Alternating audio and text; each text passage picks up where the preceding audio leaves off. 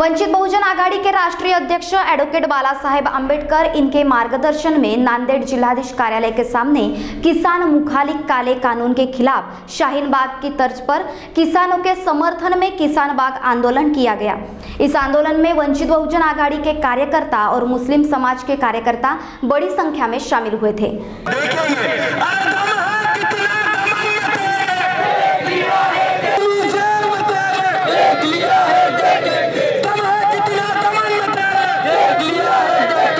RSS की मनुवादी सोच वालों की सत्ता आई है। ये लोगों ने जिन्होंने कभी संविधान को मान्यता नहीं दी, जिन्होंने कभी तिरंगे को मान्यता नहीं दी, जिन्होंने कभी आज तक लोकशाही को मान्यता नहीं दी, इन्होंने भेड़ियों की तरह रंग बदलकर लोकशाही प्रक्रिया में घुसकर आज वो संविधान से बने हुए संसद के अंदर राक्षसी बहुमत के बल पर संविधान को खोखला बनाने का काम कर रहे हैं। संविधान को जो बातें जो मूल्य मंजूर नहीं है उसके खिलाफ कानून बना रहे। हम देख रहे हैं कि उन्होंने मजदूरों के विरोध में कानून बनाया, महिलाओं के विरोध में कानून बनाया, उन्होंने 370 जैसे अमेंडमेंट करके कश्मीर और जम्मू के लोगों का जीना हराम कर दिया। उन्होंने इसी प्रकार से हमारे पिछड़े ओबीसी भाइयों के आरक्षण के अंदर अमेंडमेंट करके उनके आरक्षण का लाभ कम करा दिया। उसी तरह उन्होंने नागरिकता का संशोधन करके मुसलमानों को नागरिकता छीनने का षड्यंत्र किया, इस देश में अराजकता फैलाने की कोशिश की। उसी प्रकार हम देख रहे हैं कि देश का पूरा किसान आज लड़ रहा है, क्योंकि किसानों के खिलाफ 3 काले कानून ये सरकार ने बनाए हैं, जिसके तहत किसानों की जो जिम्मेदारियां सरकार पे है, एमएसपी मिनिमम सपोर्ट प्राइस, हमी भाव गारंटी कीमत जो सरकार की जिम्मेदारी पे ये सरकार उससे भागना चाहती है। वो अपने कंधों का बोझ उठाना चाहती है। वो एमएसपी के आधार पर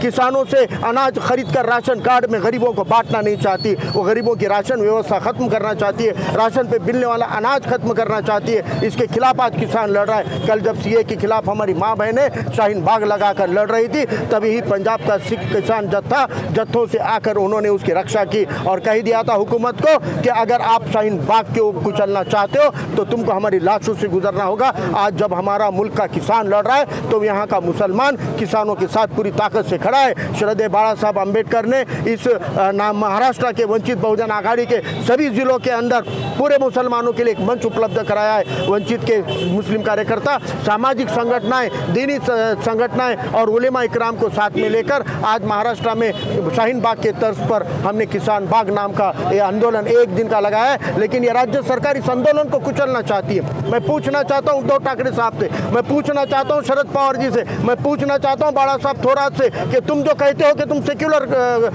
हुकूमत हो, तुम कहते हो कि तुम किसानों के साथ खड़े हुए, तो आज सुबह से तुमने महाराष्ट्र के कोने कोने में किसान बाग आंदोलन करने वाले वंचित के नेताओं को अटक क्यों किया? आज नांदेड़ का 1 दिन के धरने को आधा दिन का धरने बनाने को लेकर सुबह से दबाव क्यों बना रहा है? ये पुलिस, ये राज्य सरकार और पुलिस ये सेक्युलर है या मोदी की है या मोदी के इशारों पे काम कर रहे हैं? ये सवाल मैं पूछना चाहता हूँ। दिल्ली के सिंधु बॉर्डर पे जो पिछले 70 साल से किसान 3 काले कानून जो है वो किसान विरोधी वो रद्द होने चाहिए, ये मांग लेके आंदोलन कर रहे हैं। वहाँ पे वो जो लोग हैं वहाँ पे ही खाना खा रहे हैं, वहाँ पे ही रह रहे हैं।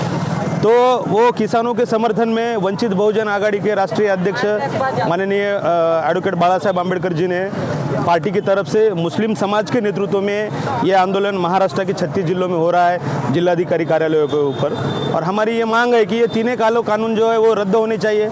और किसानों की जो डिमांड्स है, जिसके अंदर उनका ये कहना है कि जो एमएसपी जो है, जो न्यूनतम मूल्य है, वो उन्हें जो खेती में जो उगा रहे हैं, तो वो उसके ऊपर जो है वो किसानों ने जो उगाया हुआ माल है, तो उसके ऊपर उनको न्यूनतम मूल्य जो है उनको मिलना चाहिए।